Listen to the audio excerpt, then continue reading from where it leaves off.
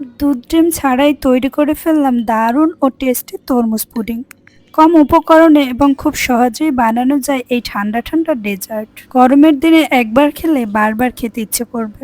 তরমুজের এই পুডিংটা বানানোর জন্য প্রথমে আমি তরমুজটা কিউব কিউব করে কেটে নিব। এবছর তরমুজ কিনতে গিয়ে মনে হয়েছে আমি শোরুমে চলে এসেছি।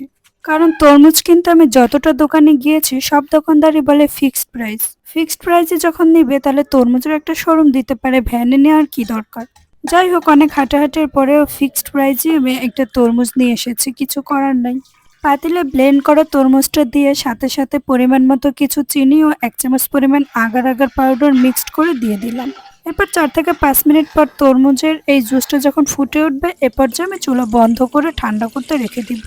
আমি ফ্রিজে রেখে দিয়েছিলাম, ভেবেছিলাম 3 ঘন্টার মতো সময় লাগবে, বাট 1 ঘন্টার মধ্যেই সেট হয়ে গেছে।